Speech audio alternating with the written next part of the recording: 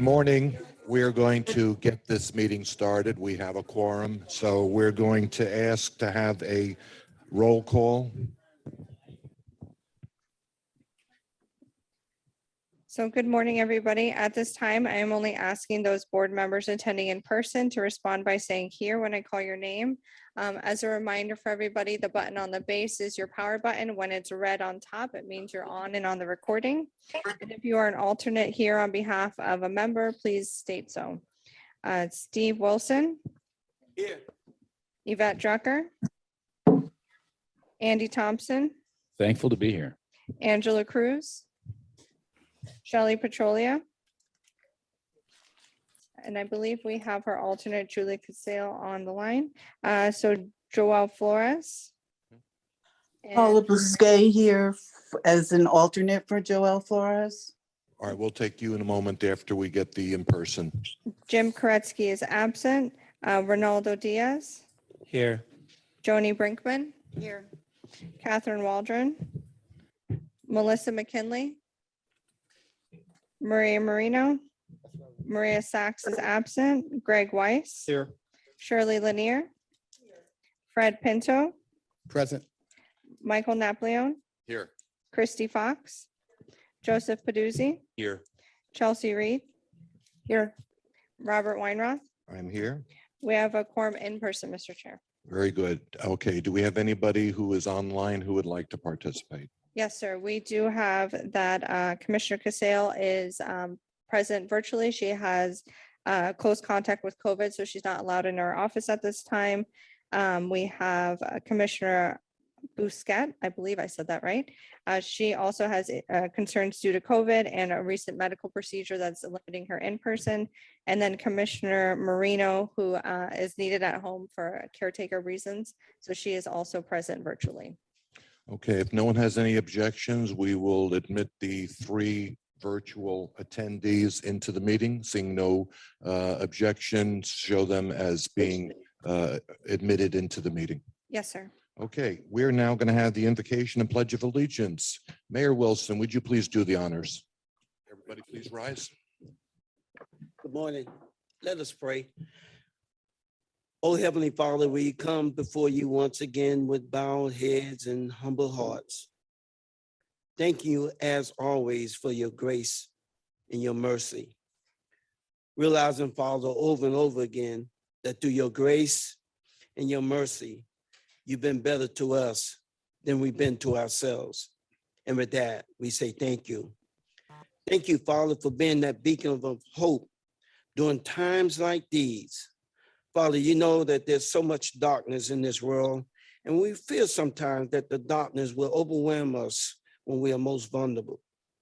Continue to be that beacon of light and share it upon us with your unconditional love and your need of protection. Help us to take your words to heart, even if the words in this sinful world are difficult to hear from time to time. Give us a heart of repentance and not a heart of defiance. Help us to let go of those things that give us false security and guide us and cleanse us closer to you. And finally, Father, we ask a special blessing for the chairperson of this meeting. You know his heart, and all of us whom you have allowed to be assembled here today, realizing that we're no strangers to each other, disparate friends we have not yet met. We give you all the praises and the glory. Amen. Amen. Please join me in the Pledge of Allegiance. I pledge allegiance to the flag of the United States of America, And to the republic for which it stands, one nation, under God, indivisible, with liberty. liberty and justice for all.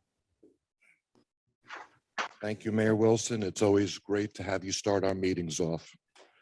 Okay, do we have any modifications to the agenda? No, Mr. Chair. Thank you. Do I have a motion to approve the agenda? I have a motion by Vice Weiss, second by Council Member Thompson. All in favor, all opposed. Show the agenda has been approved. All right, we're going to look for general public comments. And of course, anybody who would like to make a comment, we ask you to fill out a card and then we will invite you to the microphone. Do we have any cards? No, Mr. Chair. Okay, then we will move on to our next order of business, which is comments from the chair and member comments. I have a couple of brief comments. If you've been watching the news, you know that there's been some move afoot for the county to waive the gas tax in the same fashion that the state is going to. As you know, they passed a ordinance or statute to waive gas tax in October for the state, which is about 25 cents per gallon. The county has about 12 cents per gallon. While the county commission has not taken a position on it yet, we are going to discuss it coming forward. I have personally had a conversation on the TV to say that I personally see it as a thing that we should probably not be doing, that a major portion of those dollars, of the 48 million, 32 million goes towards Palmtran. And so to have that cut at this time when we're trying to encourage people to go to public transportation would seem to be counterintuitive. And while certainly we all recognize that the shock of going to the gas pump these days is something to behold, I don't think that taking the 12 cents off the pump price is going to make a big difference to our residents. And the fact is that we have infrastructure that needs to be maintained, and we're trying to catch up with our infrastructure sales tax on the deferred maintenance already. So I think that that would be, again, personally feel that that would be a mistake. So I'm sure that conversation will continue to be brought forward. And as I said, I'm expecting the Board of County Commissioners will take that up at a future date.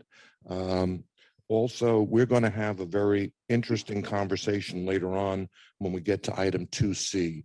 We have a recommendation from the TAC, and I think it's going to give us an opportunity to discuss the issue that's been raised by them, and again, in line with our future plans as far as a potential transportation surtax. And I think this is certainly a good jumping off point for that, but we'll get to that when we get to 2C.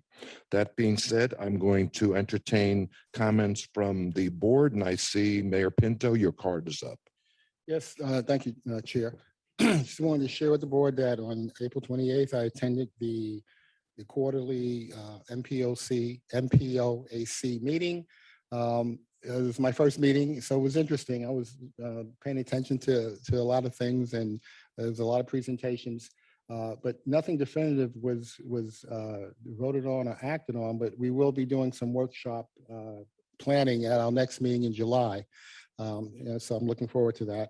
I think one of the items we have on the agenda today is something that was shared with us at that meeting. That is the legislative priorities by the MPOAC, and I think we're going to be discussing that as part of the agenda.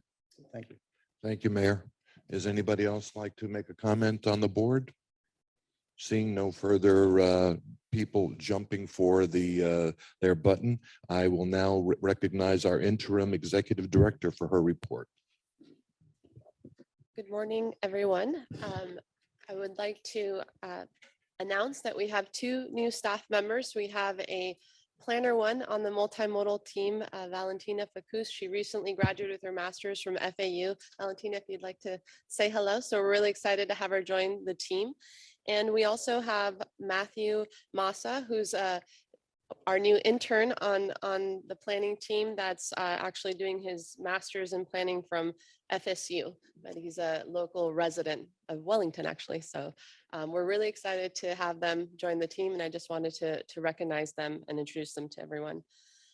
We're in May, it's National Bike Month, so we're really excited about that. I know we celebrate it in March for Florida Bike Month, but here's another opportunity to celebrate. And there's a ton of ideas at bikeleague.org/bike month if anyone would like to celebrate in their local communities. I also want to announce that on Monday, the federal government announced a new grant program to help local governments advance Vision Zero safety for planning and infrastructure projects. So that includes action plans for the Safe Streets and Roads for All grant program. It's going to be $5 billion over the next 5 years. It's estimated $1 billion available this fiscal year. So please check that out. It's transportation.gov/SS4A. And there's a pre-application webinars, presentations, and upcoming presentations to assist local municipalities. So we're really excited about that as we try to improve safety and move Vision Zero forward. Also, the Active People Healthy Nation Champions Institute is accepting applications for the new round of champions, and we actually have two former a former champion, Councilmember Andy Thompson, and Mayor Reed is a current member of this institute, which really they only choose about, I think, 20 nationally. So it's a huge honor that we've had two from our board be part of this institute. So this will be the third year. If anyone's interested, please check it out and apply. Also, just a reminder, as we try to encourage more walking and biking, bicycle-friendly businesses, we're trying to encourage more businesses to be bicycle-friendly, and there's an application and a recognition for that open through June 15th. And walk-friendly communities, also, it's a national program. We encourage our municipalities to apply for that. Also, the applications are due June 15th.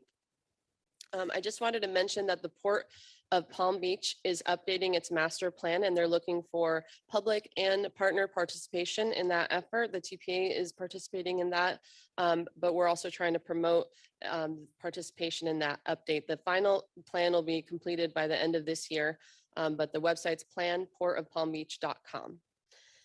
And also at our last meeting, we talked about rail safety crossings and what can be done for that. We looked into that a bit more and found out that the Department of Transportation is actually in the process of updating their action plan.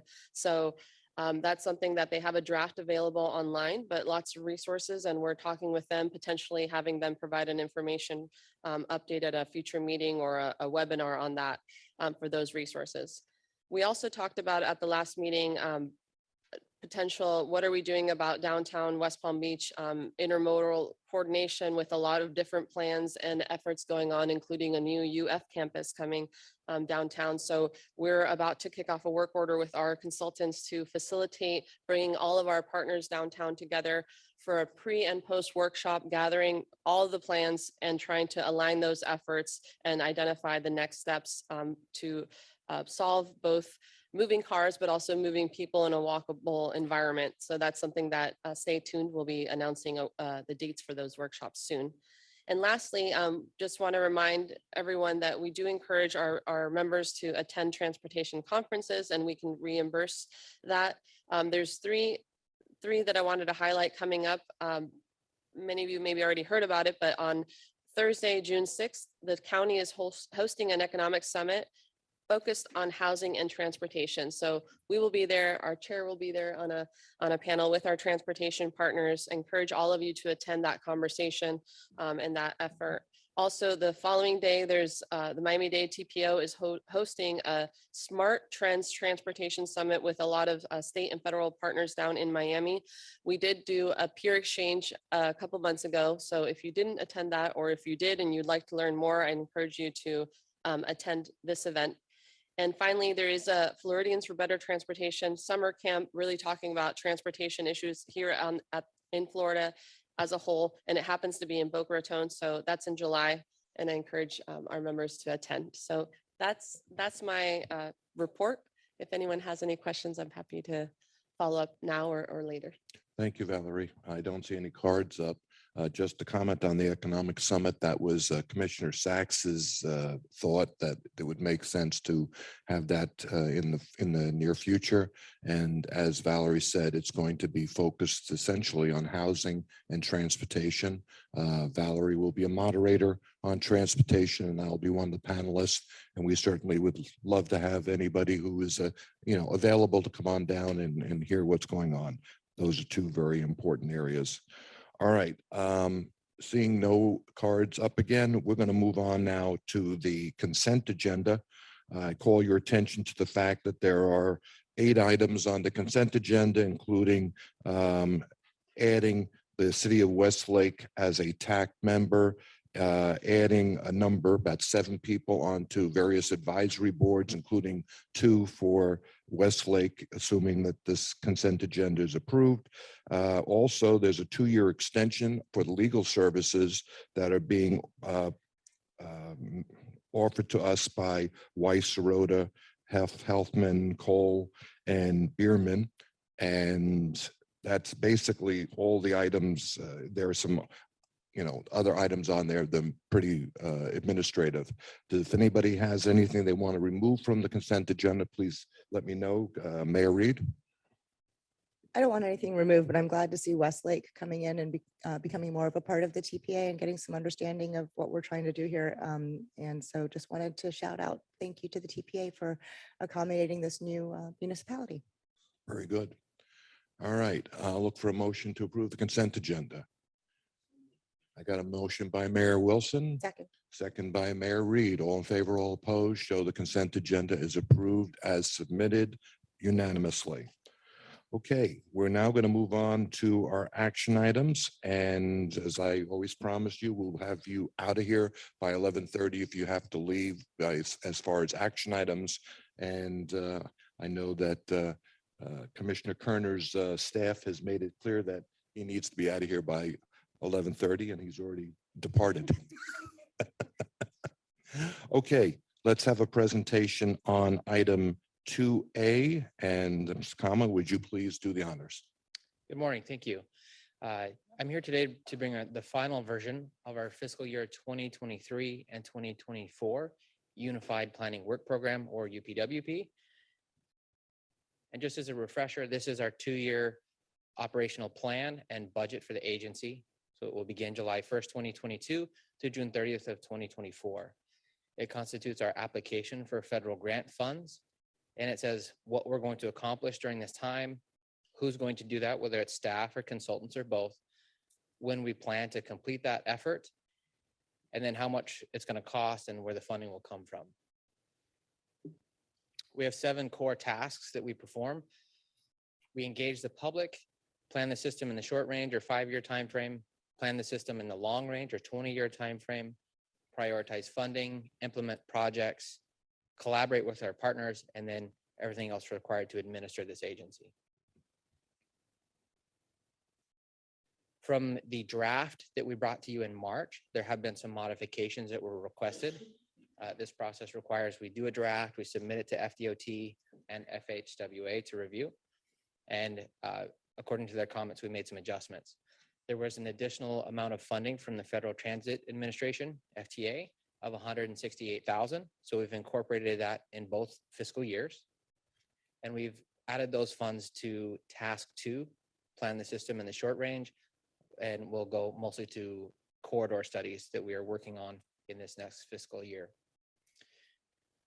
They also asked us to clarify an FTA carryover funding that we will have in the new UPWP. Those are funds that won't get expended in the current cycle, current 2-year cycle, but will get added to the next cycle.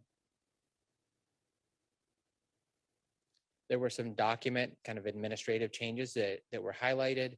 The incorporation of our signed certifications and assurances. These are required for federal funding, that we complete them and include them. In addition to execution dates and more about the inclusion of the FDOT District 4 planning activities and federal planning emphasis areas. So we have added those required items and then updated our table of contents. There was a request for greater clarity in how much we would be spending on legal services or how much we anticipate IT services, accounting system, and accounting services. These are largely professional services that are provided, and in the draft, we put them in a larger grouping. It was just requested that we specify more how that breaks down. So we've done that. In addition, it's required that we have clear authorization to purchase software and any assets that we might need to perform the work here. Anything exceeding $5,000 requires an advanced approval from FDOT and FHWA. So we've identified that as necessary or left room so that they can give us authorization as we proceed through the UPWP. And last on this slide is the inclusion of our efforts on the functional classification and the urbanized boundary map with the new census. And that's a critical effort that we'll continue doing in the new UPWP. I did want to point out a few changes in how that rolled out in the document. In the draft, which you see on top, we didn't break down the consultant effort for that task activity. So if you look on the below section for the final, we've just identified how much consultant support we anticipate for that effort. And by getting that approved in this UPWP, we can proceed and assign work orders to the consultants as required. There was a request that we be more specific in the delivery dates as much as possible. Some things aren't practical or can't be done that way, but we did an additional effort to anything that we could put a date, a month and a year to, we've done that. So as you'll see here in the draft, it said annually, and then in the final version, we said in December of each year. And then it was requested that we clarify what public engagement meant or what we intended by that. Our public engagement is very important, is one of our core tasks as a metropolitan planning organization. So among social media, among the many efforts that our team is doing, they asked, do we specify, are we doing meetings and workshops? We are, we just hadn't said that language. So we just added that to clarify. Yes, we do meetings, we do workshops, surveys, public comments, anything that we can to reach out to the public, get their input to make our plans as thorough as possible. With the additional funding, our revenue for fiscal year 2023 will be 5.1 million, and in 2024 will be 4.9 million. And our fund, again, our expenses as an agency break down into those that are funded by grant activities, which is near 95%, and then the locally funded activities that are funded through member dues that we do to make sure our agency is as effective as possible. And again, our budget's 5.1 in 2023 and 4.9 in fiscal 24. And where we stand in this process, in March, we brought the drafts and then submitted those for comment and review. We've now incorporated those comments and reviews, and we bring it to you today for adoption. Upon your adoption, that would get transmitted to FDOT and FHWA for approval and final execution. And then we start that new budget cycle on July 1st. And then today we're seeking a motion to adopt. Matthew, a question for you. How does the money that we're going to be seeing from the federal government for the bipartisan infrastructure funding bill get represented in these numbers, or is it going to be a completely separate accounting for those numbers? So there's two aspects to our funding as an agency. For the actual planning activities, we did see an increase, and that is incorporated. We did see an increase from fiscal year 21-22 to 23-24. That did increase, and that's directly a result of that. The additional infrastructure funding, the bulk of it that actually goes to accomplishing those efforts, that's seen through the TIP and other products that we provide. I'm assuming there'll be grant opportunities going forward. As those grant opportunities make themselves available and we are granted money, you'll make amendments to this document, or how is that going to be handled? It will depend on those opportunities. A lot of those opportunities will be for kind of direct funding to do a project and may not actually apply to the planning effort that we do here. So if it's a substantial increase, say it's a $10 million project and an extra $1 million for planning, then we would adjust our UPWP. But if it's just $10 million to build a project, we wouldn't need to make a change here in this document. Very good. Okay, I see two cards up. I'll take our interim director first. Sure. Thank you, Matthew. Great presentation. Just to reiterate, if we receive more, we're still waiting to hear from FHWA on how much or how much we will receive more in planning dollars. If that happens, if there's an increase, we would amend the UPWP and bring it back to you on what we would be spending those dollars on. In terms of the grants, as Matthew mentioned, if there's more money for our grant programs, then there would just be more money and we would be able to fund more projects. So Very good. Mayor Pinto? Oh, I'm sorry. I thought it was Mayor Pinto.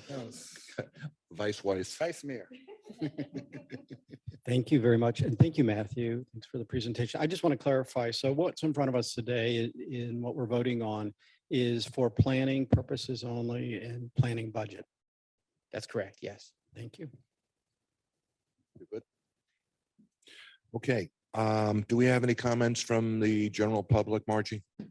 No, Mr. Chair. Okay, and you're following if any hands are raised by our virtual members. Okay. Okay, I'm going to be seeking a motion now to adopt the resolution approving the fiscal year 2023 to 2024 Unified Planning Work Program. So moved. I have a motion by Councilman Napoleon. I have a second by Mayor Pinto. All in favor, all opposed, show that is approved unanimously. Nay. I'm sorry, nay. I had We do have dissenting some votes. nays, huh? Yes, I had Joseph Paduzzi and I believe Christy Fox as well. Mr. Due to the Paduzzi, potential inclusion of the State Road 7 extension project. how odd. Okay, so we have one nay. Any other nays? The Commissioner other one Weiss? is Christy. Oh, I'm sorry. I have Okay. my three. Okay, I Commissioner. have Paduzzi, Weiss, and Fox. Okay, so we will show, you know what? Let's go ahead and do a roll call just so you have the right numbers. Okay, thank you. So the motion on the floor is a motion to adopt a resolution approving the fiscal year 2023 to 2024 Unified Planning Work Program. Steve Wilson, Yes. Yvette Drucker, Yes. Andy Thompson, Yes. Angela Cruz is absent. Julie Casale. Yes. Did you Paula hear me? Busquet. Yes, I did. I'm sorry. Okay. Yes. Paula, thank you. Jim Koretsky is absent. Ronaldo Diaz, Yes. Joni Brinkman, Yes. Catherine Waldron is absent. Dave Kerner, Maria Marino, Yes. Maria Sachs is absent. Greg Weiss, No. Shirley Lanier, Fred Pinto, Oh, I'm sorry. Yes. Michael Napoleon, Yes. Christy Fox, Joseph Paduzzi, No. Chelsea Reed, Yes. Robert Weinroth. Yes, It passed with 3 opposed. very good. Thank you. Okay, let's move on to item B. And Deputy Director Early. Thank you. Good morning, everyone. Andrew Euler, Deputy Director of Program Development. Today, I'm discussing the 2022 legislative policy positions. What was provided in the backup is you'll see 2 documents. You'll see the Metropolitan Planning Organization Advisory Council policy positions, which is our recommendation for you all today to endorse. And then you'll see a draft of our TPA created policy positions. As background, this is a strategic plan item we have this past year as to advocate for TPA adopted legislative and policy positions. And so the outcome is to amend laws and policies on those. So to push those initiatives that we have in our vision here at the TPA. A bit of background about how we got to this point. It is a strategic plan initiative, as I just mentioned, and then you all adopted 2021 positions, the ones that are in the backup there, back in 2021. And then right now we have a contract with Holland and Knight for federal legislation. So a lot of the stuff with the infrastructure surtax, or sorry, the federal legislation, the bipartisan infrastructure bill, they did a lot of education for us, and they've been keeping us abreast on issues with that and new funding that's available. And so we've really been using that contract for that purpose. We also utilize the MPOAC for state legislation. So when it comes to anything that's being pushed at the state level, we also have that avenue as well. They have an annual technical workshop that Mayor Pinto just mentioned in the summer, and they have adoption of MPOAC policy positions in the fall. How it sort of plays out on the staff level about how we implement these positions is really we advocate for positions when opportunities arise. So we're not always proactively seeking these through trying to push these positions, but when there's opportunities for us to provide feedback on federal, state, and regional policies and standards, we push for these positions, and then we try to push for these positions during the MPOAC adoption of their policies. So in the backup, you will see, as I mentioned, those 2 different sets of policy positions, the one from the MPOAC and the one from the TPA staff created one. Just to tell you a little bit more about those two, and so how it works out implementation wise. Before in 2021, we adopted those TPA policy positions, which is really a combination of a lot of positions that come from our regional transportation plan, our long range transportation plan, our Vision Zero action plan, and also the MPOAC positions. And so they're really localized to Palm Beach County. This does require more staff resources to collect and put these all together and work through those, and then to also stay on top of those issues. And then so that would also cost more resources when it comes to consultants if we need those to track and push for. On the MPOAC side, these are statewide MPO issues. So this is a collection of everyone working together at the MPO levels to push issues together. Less staff commitment, they're already pushing these issues and they stay on top of them. And then it saves money on consultants really when we're talking about staff commitment to this. So both these policy positions went to the executive committee recently, and their recommendation was to adopt or endorse the MPOAC positions. And what we can do with this is really provide input during the MPOAC policy positions creation, working with our partners at the state level, and then bring those back to you all to endorse and look through those positions. And then we can stay engaged in that process through the MPOAC because they're taking the lead on that. And then if there is specific issues that we will really want to push, that you all would want to push further and prioritize, we can then assign our staff to that specifically instead of having a larger umbrella of positions to track. And this would provide in your backup, but this is just the seven policy positions of the MPOAC. I'm highlighting more of the larger scopes of those. I'll just go through them quickly. The first is to support an increase in transportation investment through dedicated and sustainable funding sources and looking for innovative financing options. The next is to regulate distracted driving, to hold virtual meetings during declared emergencies, plus a period of 90 days past those emergency dates. The next is the strategic intermodal system funds to be used on non-SIS designated facilities to improve enhancements on the SIS. So that one is the major roadways in our county. It's Southern Boulevard, 95, Turnpike, Beeline, and US 27. So that would allow funds to be a little bit more flexible than just being spent on those roadways, to be spent on parallel roadways or other facilities if it still improves the SIS. So a little bit more flexibility in improving the network. Flexible and predictable funding for transit at the state level, and recognizing that federal MPO transportation planning funds should not be regarded as state funds for purposes of expenditure. So right now, when we get federal planning funds, what Matthew just talked about in the UPWP, they are required to follow state procedures when it comes to expenditures. This provides it where it just has to meet the federal requirements for those, instead of just all those state restrictions as well. And then the last one is to support innovative mobility solutions and policies to address transportation needs, but ensuring that citizens are protected from malicious tampering with technologies. And that's really all I have for you. So our recommendation today is to endorse the MPOAC legislative positions. Thank you. And just as you see in our notes today, the executive committee had unanimously recommended participating in the MPOAC process rather than having our own independent program.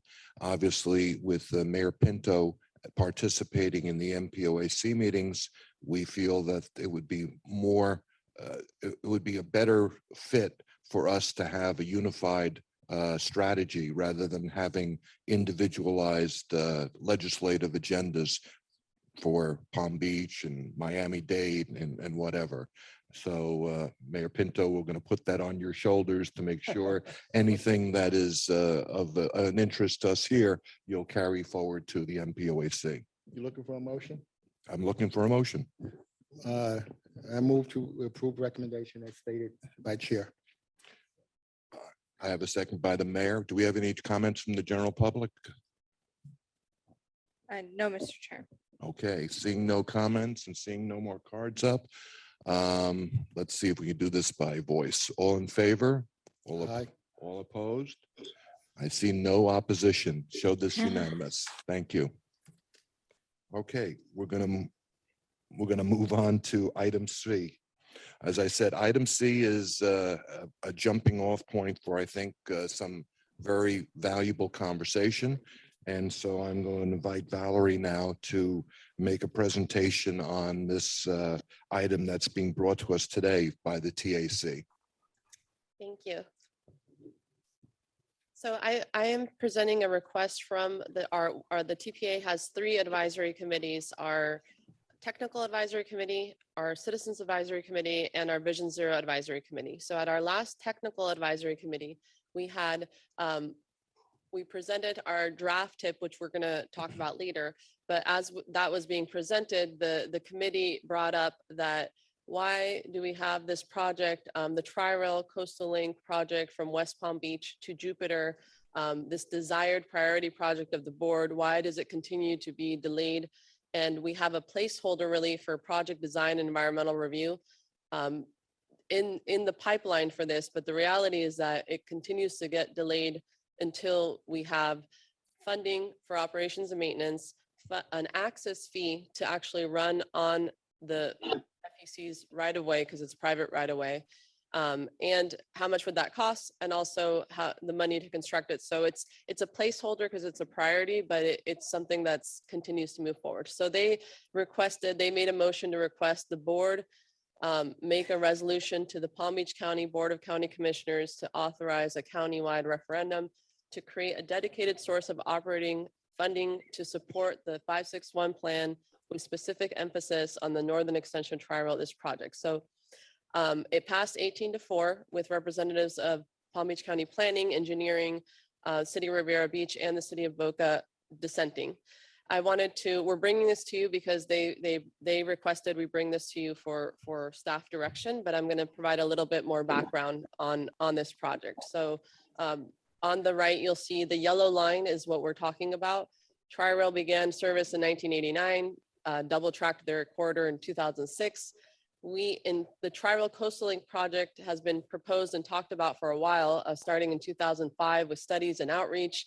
In 2009, the TPA said this is a priority to have this extension. In 2013, there was a collective effort between all the parties to the regional planning councils, the MPOs in South Florida, FDOT, SFRTA, to do more analysis. And they did station area opportunity study, market analysis, a refinement report. And so we have identified the stations that we would like, but it continues to be the Tri-Rail runs on CSX, which is FDOT public.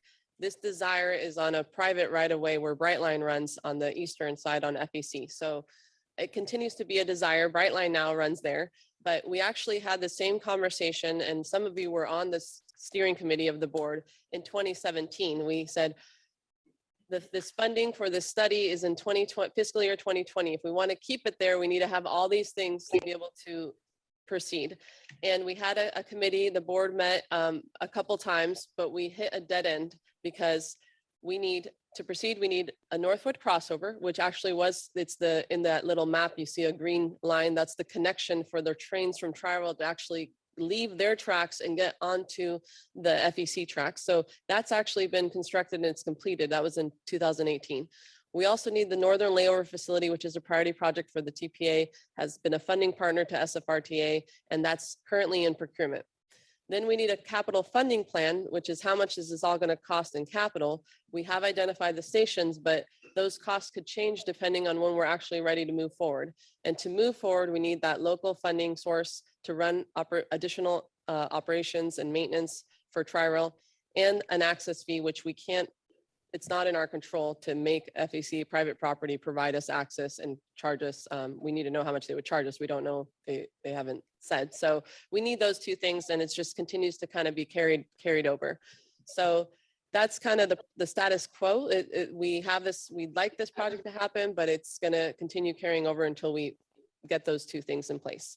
So I do want to mention that this is part of a bigger picture desire. This corridor, the Tri-Rail Coastal Link, and especially this extension to the north, is part of our transit desires in our 2045 long-range transportation plan that we adopted, in addition to other desires for transportation, including roadway capacity projects, traffic signal investments, municipal mobility services, and ped bike improvements, tier 1 priorities. So it is part of our overall transit desires network that we are looking to evaluate and to confirm and to refine.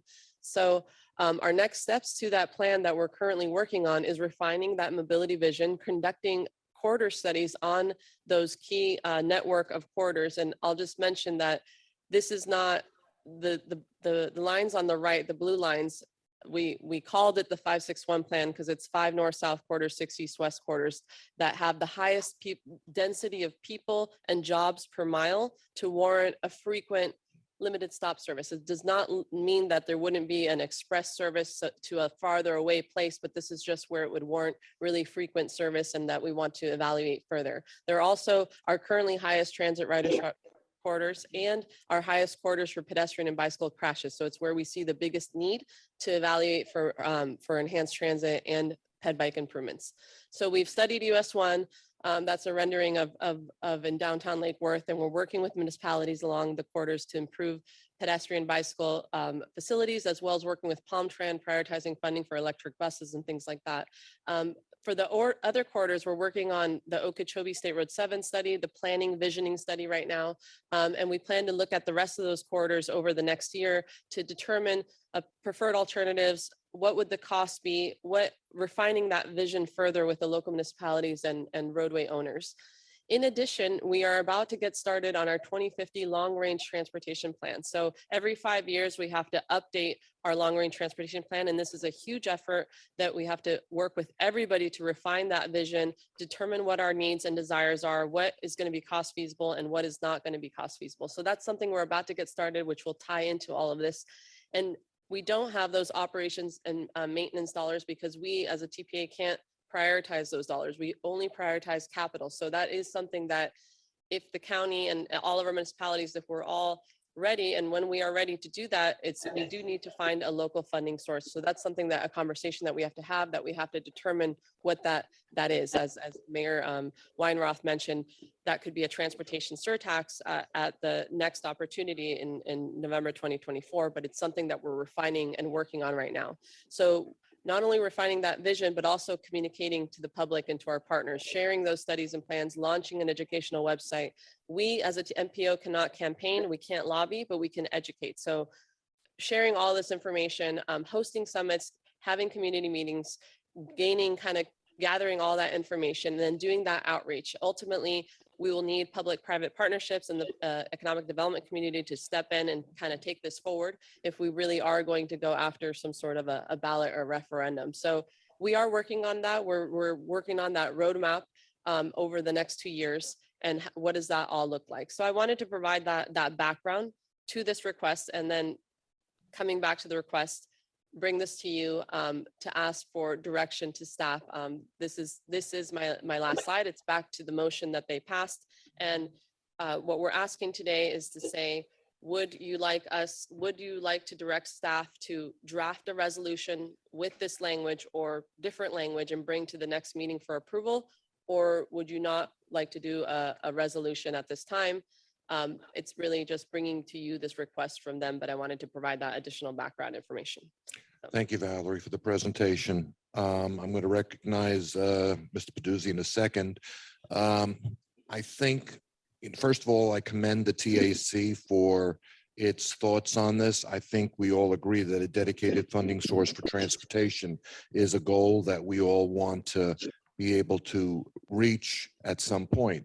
I'm just concerned that we are not at a point yet where we have a real comprehensive view of what we're looking for. And I don't want to see us do this piecemeal. I think we're going to have one bite of the apple. And if we're looking at getting to 2024 with a comprehensive plan for a transportation surtax, if that's what we're going to call it, then we need a lot more work before we start going down that road. I'm wondering, is the executive director for SFRTA on the line? Yes, sir. Mr. Abrams, are you there? All right, Mr. Chairman, can you hear me?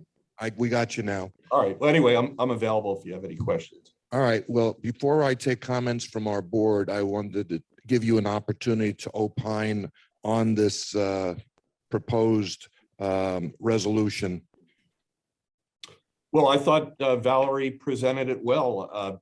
I want to assure the agency that from our perspective, this is not a dormant project.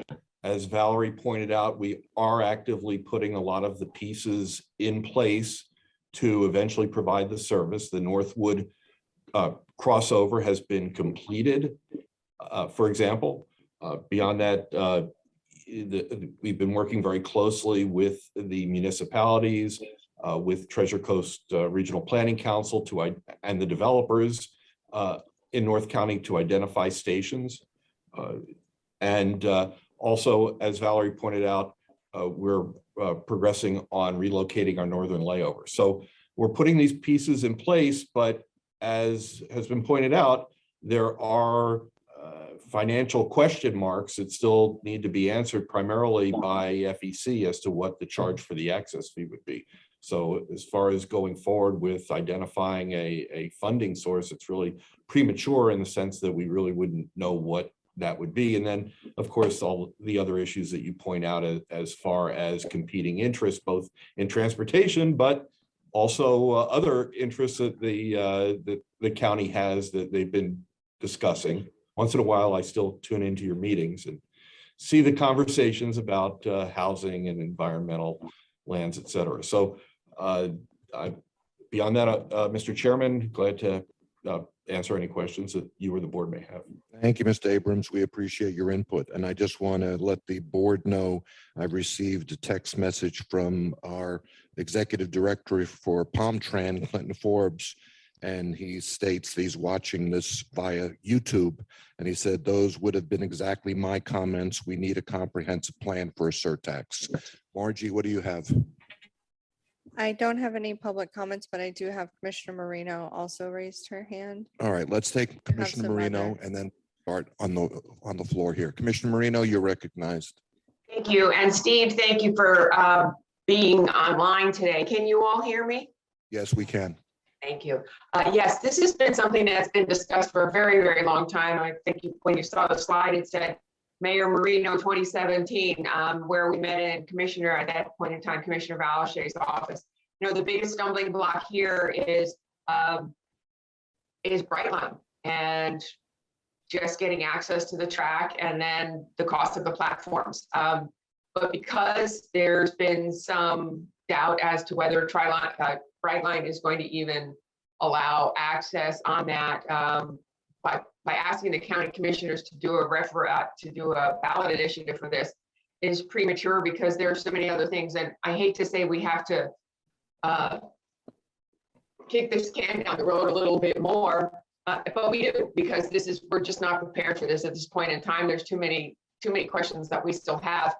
And there are, as you said, with all the housing and other referendum that are going to be or may be on the ballot in the future, our voters are going to have fatigue. So I don't believe that this is something that we need to even continue discussing. So that's my perspective. Thank you. Thank you, Commissioner Marino. Just to update you as far as the two potential referendums on the November ballot, the Board of County Commissioners still has not made a decision with respect to either the environmental bond, which would be $100 million, or the housing bond, which would be $2 or $2.5 million. I mean, 250 million or 200 million. Not sure where we are right now, but that's going to be addressed in the next month or so. And so those are potentially going to be on this ballot in November. I'm going to go from right to left. Commissioner Kearney, you're recognized. Thank you, Chair. I just wanted to echo your comments. I appreciate the report and vision that the Executive Director of the TPA gave, and certainly litany of laudable public policy goals within this vision. But to echo your comments, I know that it's not the intent of the TPA to get this on this current election cycle's ballot, but as you pointed out, in addition to our own general obligation bonds that we may or may not authorize, We just authorized to be on the ballot, a 1 mil ad valorem tax by the school board. And I think by pushing this forward to the board, it may confuse some issues. It also would be the catalyst for other county processes and in analyzing this to present it to the board. And I just think that it's premature. Thank you, Commissioner. Mayor Reed, you're up. Well, I echo what everyone else is saying. However, I do want to add in that this is something we do need to bring up. Now is not the time. I would not like to do a resolution at this time. But I do think it's important that we think about what we're really doing here, which is keeping transparency in government and letting our citizens know what we're doing with their taxpayer dollars. And if we're already asking for 2 other possible bonds on the county commission ballot, on our ballot, this is way too much for us to be able to do a proper educated position, especially having to pull in every stakeholder. We have to pull in not just the county, but municipalities and every stakeholder in transportation as well. And we need to do it right. We need to make sure we know where all of that funding will go before we make it happen. So yes, I think we should not make a resolution, but I do think it's something we should be planning and touching on. Maybe the executive committee can work on it as well, so that when it does come time, we are prepared. Very good. Thank you, Vice Chair. Okay, Mayor Pinto, you're up. Yeah, I just heard some information I would like to get some clarity on. So you're saying the county commissioners have already instituted ballot initiatives for 2024? No, what we've said is we have approved the school board going for 1 mil, and that'll be on the November ballot. The Board of County Commissioners is still debating whether there will be 2 general obligation bonds, one potentially for environment and one potentially for housing. Those have not been approved yet. If they are approved, that will be in the 22 bond. Nothing has been discussed about 24 yet. Oh, okay. So you're talking about the coming November elections, not Yes. 2024. Right. Okay, I just wasn't clear on that. Quite frankly, I think we need to step back for a moment and look at what we've been trying to get accomplished here at the TPA for, I'm going to say at least a year and a half. We've been talking about the long range strategy and trying to create a different environment for Palm Beach County transportation. And we've been talking about it.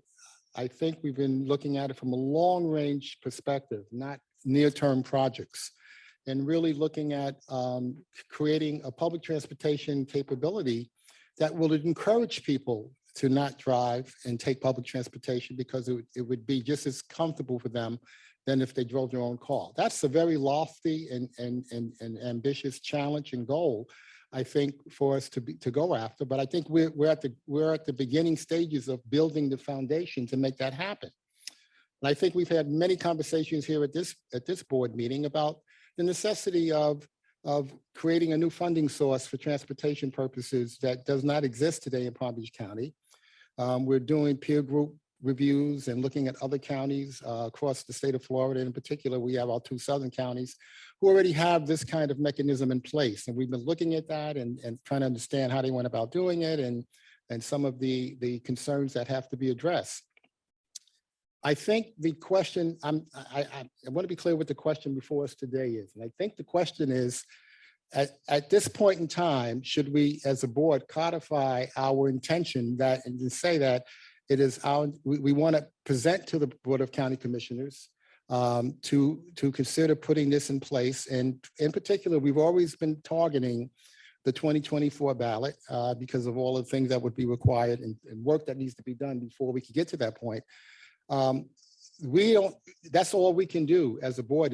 And one of the things it would do for us as a board, if we were to make that resolution to move forward with that request to the county commissioners, it would now allow us as members of the board to be able to talk about this, advocate for it, respond to different questions at different public events, and not worry about, are we violating the Sunshine Law, because there are members of the board that may be present when we have those conversations or questions. This will get us beyond that point of worrying about the Sunshine Law and us being able to talk about and answer questions and engage the citizens in our different cities about this potential. So for that reason, I think it's important. I fully agree that making that such resolution to the county commissioners is just the beginning of the work. There's so much work that needs to be done. Clearly, we have to clarify and come up with the ground rules, how that money is spent, how it's distributed among the cities, among the county. That's all that work needs to be done. But I think for us to really do that in an earnest way, we're going to formalize, that's our position, or we're not as a board. That's kind of, I think, where we are right now. So. Thank you, Mayor. Thank you. Vice Mayor.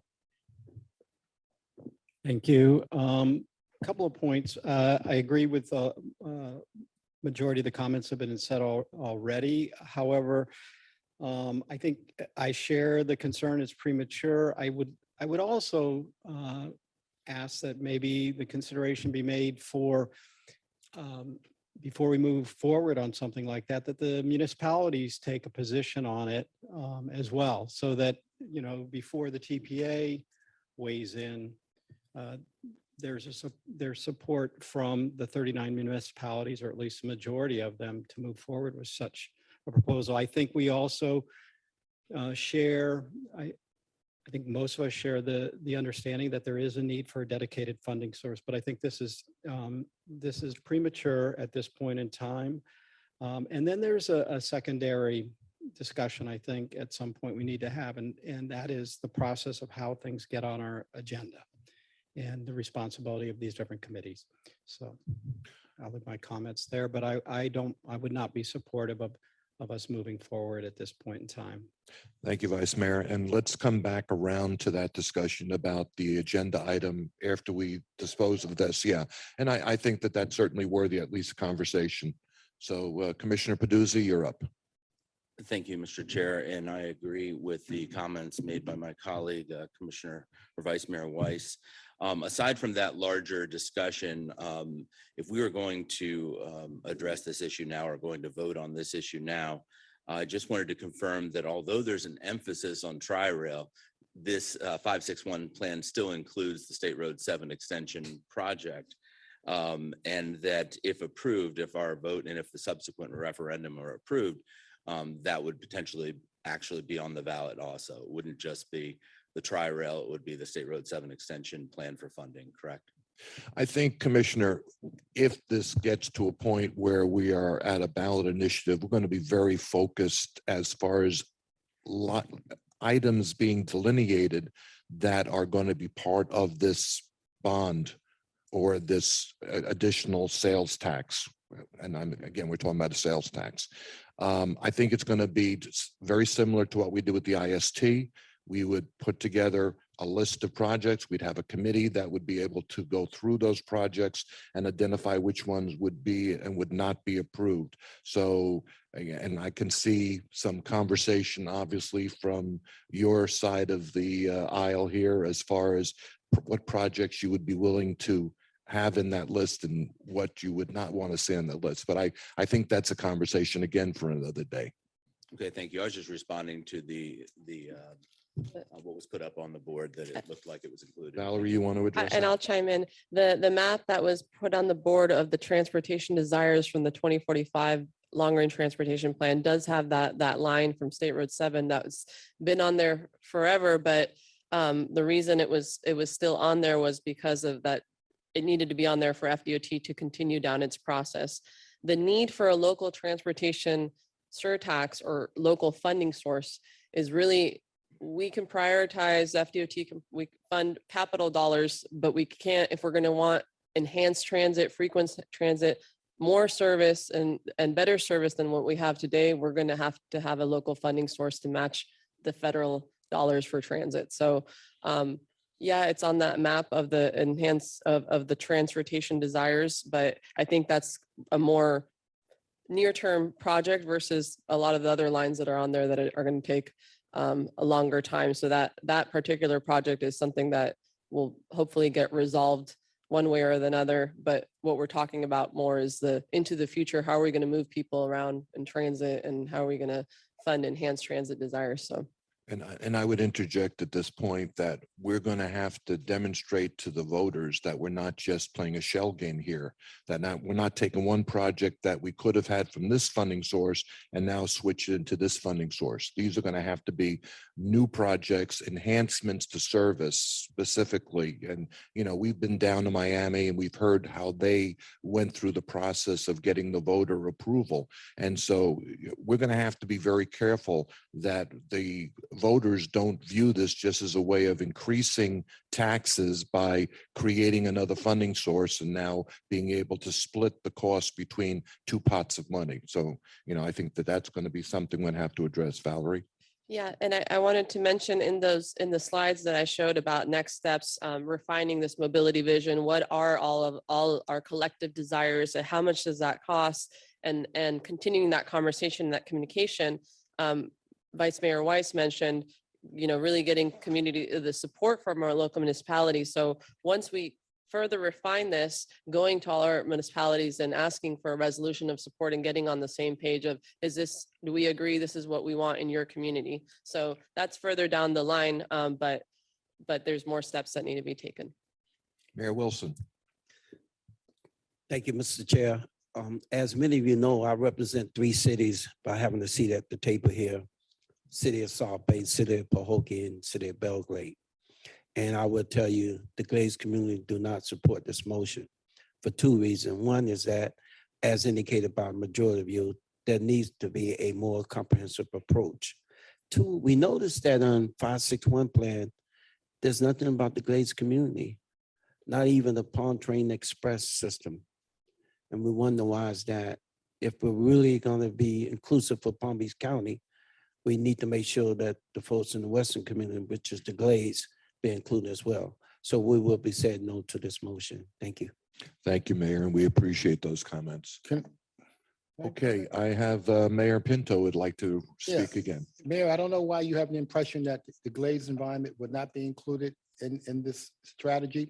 1, we're talking on long-term strategy, and 2, absolutely. Connectivity to the Glades area and all the cities, towns that are out there, well, a big part of the future of what we need to be looking at in terms of, that's what we talk about when we're talking about enhanced transportation and providing an option for people who may not have cars or people who decide, you know, they don't need a second car, whatever it may be. But that is, you know, the notion that you would think that they're not included is absolutely not correct. I just want to tell you that. Mr. Chairman, And by all means, if that's the Commissioner- case, Mayor, go thank you, ahead. sir. That's the case. I just have to see it, and I don't see it. That's what I'm saying. And I just, And look, I mean, look, this, I think it's clear that what is in front of us today is a very focused request, that it is the 561 plan with specific emphasis on the northern extension of Tri-Rail. I think from the comments I'm hearing here today, we are all in agreement pretty much that this is really not yet gelled as far as how we want to approach this, if there's going to be consensus that we want to go in that direction. I think there's a lot more work that needs to be done. And to your comments, Mayor Wilson, obviously the Glades needs to be incorporated into this comprehensive plan. East-west, you know, commuting from not only the Glades, but out to Arden, out to the communities along Southern has got to be part of what we're going to be discussing for the next 20, 30, 40 years. So there's a lot more that needs to be done. And I think that this is a good catalyst for this conversation today. And it demonstrates that we have a lot of work to do between now and a point in time if we are of a mind to take this to the voters. Okay. Commissioner Kerner, you're back up. Thank you, Mayor. I'd like to make a motion to postpone this item until sometime after the general election in 2022 and to bring it back at the chair's discretion or the executive director. And I don't want to cast it as a vote, or I don't want to cast a motion as denying this, because I don't want future boards and members to look back and think that was a substantive evaluation of the proposal. So just postpone until a later time. Second. All right, so I have a motion by Commissioner Kerner, seconded by the Vice Chair. Let the record show that Vice Mayor Cruz has joined us.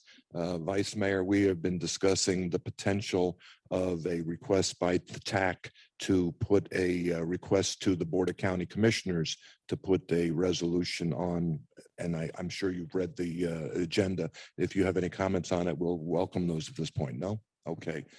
Mr. Chair, if I can make a comment. Absolutely, Mayor. Thank you, sir. To my colleague, Mayor Pinto, I just want the record to reflect that we're not saying no in terms of its entirety. We're just saying you need to have a more comprehensive approach as Mayor Kerner do his motion. So I will be supporting this motion so we can have more details. It's like putting the cart before the horse. What I look at. We shouldn't do that. That's not good transportation planning, right?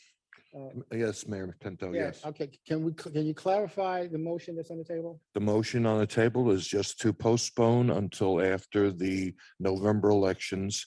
That would address this specific item. I think we can still have conversations about next steps. And I think that that certainly is worthy. Okay, the reason why I'm asking is two things. Is that a time certain motion? No, I don't think it's a time certain. It's just after November. And are we committing to doing some of the work that we know that needs to be done? As we all said, there's a lot more work and planning between now and that time, as opposed to. I think that that's worthy of conversation after we dispose of this motion. Okay. Okay, so we have a motion and that was Commissioner Kerner and seconded by Mayor Reed. Let's do a roll call on this just to make it abundantly clear what we have as far as a vote. Yes, sir. So to be clear, the motion on the floor is to postpone this item until after the November election. And then I did have that, I was gonna say Mayor, Commissioner Kerner, that you said that the chair or the director is welcome to bring it back at any time. Yeah, I don't want to confine it to, To like a specific date. It's just, sure. Okay. And I'm not familiar with how the agenda is set and what authorities are in place, but it should be without prejudice. Anyone can bring it back really, just not before November 2022. understood. So if you can say yay or nay when I call your name. Steve Wilson, Yay. Yvette Drucker, Yay. Andy Thompson, Yes. Angela Cruz, Julie Casale, Yes. Paula Busquet, Yes. Jim Kretzky is absent, Ronaldo Diaz, Yes. Joni Brinkman, Yes. Catherine Waldron is absent, Dave Kerner, Yes. Maria Marino, Yes. Maria Sachs is absent, Greg Weiss. Aye. Yes, thank you. Shirley Lanier, Fred Pinto, Yes. Michael Napoleon, Yes. Christy Fox, Joseph Paduzzi, Yes. Chelsea Reed, Yes. Robert Weinroth. Yes. It passes unanimously, Mr. Thank you Chairman. very much. All right. The point was made, I think, by the Vice Mayor that how this item came onto our agenda today. And I guess it's worthy of some conversation. I had conversation with the interim executive director on this, and I saw it as being an appropriate way for this matter to be brought before us, that we had a majority vote by the TAC. They felt that this was something they wanted to bring to our attention. If they had sent a representative to make a presentation, I think it would have been in order. And I think that the way we have addressed this today and disposed of it, I think is a good way of, number one, dealing with the issues that are coming from the advisory boards and letting them know that we're not just ignoring what they are doing, that we are taking what they're saying and we are listening and we are deliberating on those items. Certainly, I'll hear any comments on the process of bringing this onto the agenda. If you feel that this is an appropriate method of doing that, Vice Mayor. Thank you, Mayor. I'd like to request then that we have staff bring back for discussion the roles, the mission, roles and responsibilities of these various committees to make sure, because when I looked at the website of the TPA regarding the roles or the what was described for the TAC, I didn't see anything in there that would include something like this item. And if that needs to be addressed, and if this body feels like that is an appropriate area, then it should be part of that direction. But I just didn't see it in there. And so I think it warrants further discussion, and I don't think today is probably the right day, because I think we should have staff have an opportunity to put a presentation together and have a fuller discussion on it. Okay, so let's have a report in the future and just see if we want to codify this, just to make it clear that the process of then bringing something before us by the advisory committees. All right, good.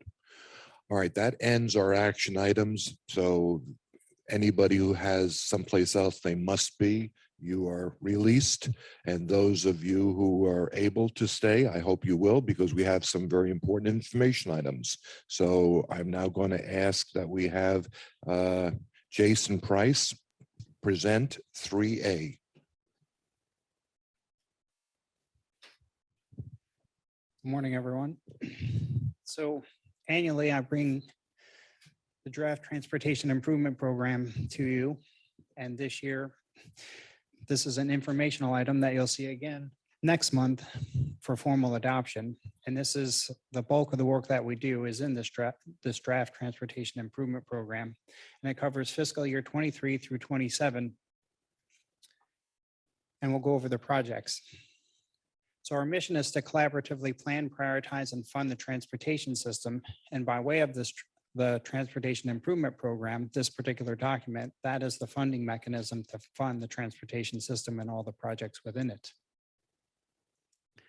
And the development of the TIP, it first begins with selecting those projects, incorporating those projects into the list of priority projects that you see in months to come and previously. We incorporate all of those projects into the draft tentative work program that FDOD produces. And that's the prioritization process of prioritizing the projects that we want to see in the TIP. After that process is complete, we then start to build the transportation improvement program, which is before you today as an informational item. And so that's what you see on the bottom in terms of the timeline of the yearly process that it takes to get to where we are today. And formal adoption will follow in June. And then once it's formally adopted, we'll begin to operate under this particular document in months to come after it's formally adopted. So the Transportation Improvement Program it's broken down into sections, and it lists all of our TPA priority projects under 3 particular sections, which is state road modifications, local initiatives, and transportation alternatives, which is the 2 annually competitive grant programs that we administer here at the TPA. In addition to the TPA priorities at list, the bulk of it is the FDOT priority projects and other projects from both SIS capacity, which makes up I-95 and the Turnpike, as well as other FDOT and local projects and other modes of transportation, which include airport, railroad, and seaport. With building all of these projects, they also have to be operated and maintained. And so there's a specific sections for major maintenance and operation and maintenance of both the roadway and the transit system. When you look through the executive summary or the full document, you'll see a collection of summary tables that give you an overall view of all of the TPA priority projects. They're first listed by the year and the prioritization of all of those projects in those summary tables. Then there's some location and description information. And then there's a block of 4 years that are the common years that stay within the TIP as we go annually through the process. What's significant about a draft TIP document and each year when I bring this to you is the addition of a new 5th year, which is fiscal year 27. That is the new year that is included in this particular document. And that's where the new funding and new projects you'll see populate into this document. Another big picture view of the Transportation Improvement Program is a snapshot here of all of the different sections that you see in the TIP document. Totals about $3.5 billion in total for all the projects that make up this particular document. The lion's share is SIS capacity, which includes I-95 and Turnpike is a specific agency that has a bulk of the projects that you hear in the next few slides that make up the state funding portion of the SIS capacity breakout that you see before you on this particular slide. So with that, I'm going to turn over to my colleague Connor, and he's going to go over the strategic intermodal system and the state road modifications. Thank you, Jason. Thank you all for having me here today. My name is Connor Campasso with Palm Beach TPA. And since the SIS capacity projects make up such a large portion of funding, we wanted to break that out for you. So on the slide here, you can see the total amount that's programmed for the next 5 years. So that's about almost $1.5 billion in funding for the SIS network. In that, we do have some projects coming in for construction in the next 5 years. So for the Turnpike, almost $900 million in Turnpike widening, and as well as 2 interchange projects. For the 95 network, we have 11 interchanges totaling almost 400 million. And then we also wanted to highlight the Beeline Highway project, which is going to be widening and intersection modification. And that's coming in at $156 million. So looking at the Turnpike a little bit more, in total, there's over $900 million in Turnpike funding for the next 5 years. So going north to south, we wanted to highlight some of the major projects. So starting from the north, we have the Okeechobee Boulevard to Beeline Highway project that's coming in 2026. Southern Boulevard to Okeechobee Boulevard in 2025. In 2024, we have the West Palm Beach Service Plaza to Southern Boulevard. And then in 27, Glades Road to south of Atlantic, and then 25 Broward County line to Glades Road. So those are all sort of the big major projects that are happening along the Turnpike. Now switching over to 95, we have quite a few interchange projects coming in. So in the earlier years, we have Indiantown Road, Belvedere Road, and 6th Ave in 2023. And in 2025, we have Boynton Beach Boulevard. A little bit later on in 2026, we have North Lake Boulevard and 45th Street. And then in 2027, we have Palm Beach Lakes Boulevard, Hypoluxo Road, as well as Gateway Boulevard. So in addition to those major projects, we do have a lot of SIS network projects coming in. So we wanted to show you all that in a map. So what you're looking at here is the northern half of Palm Beach County. You're looking at all the projects, and then in green, we have highlighted the Turnpike projects. So in addition to those, we also have projects like the Beeline Highway Traffic Management System. So that's going to be coming in the next few years. That includes traffic management upgrades as well as connected vehicle upgrades. So that's going to be pretty exciting. And we also have some additional 95 projects coming in as well. So Southern Boulevard is going to be a future interchange project that's going to be coming into the TIP soon. Moving south now, we of course have the I-95 widening, which is under construction right now, and also another exciting project, which is the Glades Road interchange. So that's going to be the first diverging diamond interchange in Palm Beach County.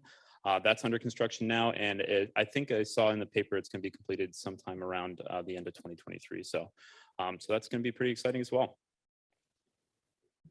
So in addition to the SIS network, we also have our state road modifications program. So that's about $100 million in the next 5 years. We do want to provide some updates for you all. So I know you're all familiar with the State Road 7 extension, but that is currently delayed. So you may see some funding in 2022 for construction. Most likely that's going to be rolled back based off the current litigation that's going on. And I believe Valerie sent an update on the timeline of everything that's going on with that project, but we'll continue to keep you updated on that as updates are available. In addition to that, we also wanted to provide an update on Atlantic Ave. So there's several projects that are happening on Atlantic Ave that are going to be kind of combined into one larger consistent project. We are currently working with DOT on some of the segments right now, and we're going to start working with the water management district there to get that project moving forward. So you may be familiar with this because you did just pass a resolution not too long ago, directing the TPA on guidance on what you all wanted that project to look like. So we are working with our partners to move that forward. And of course, we also wanted to highlight the State Road 80 lighting project. That's going to be coming in a couple different phases. So once we have some more information on that as well, we'll be updating you all and getting you some more information on that. So in addition to those, we also want to highlight, we have 3 new projects entering the program, the TIP for design in 2027. So first off, we have Forest Hill Boulevard from Jog Road to Military Trail. That's going to include things like lighting, some transit improvements, crosswalk improvements, as well as some enhancements to the bike lanes. On Congress Ave from Lake Worth to Forest Hill, kind of a similar project, lighting improvements, some enhancements to transit, as well as some crosswalk upgrades. And then in Boca Raton, we have some traffic signal upgrades. Those are going to be replacing quite a few span wires to mast arms. And that is all I have for the state road updates. So I'll pass it back over to Jason. Thank you.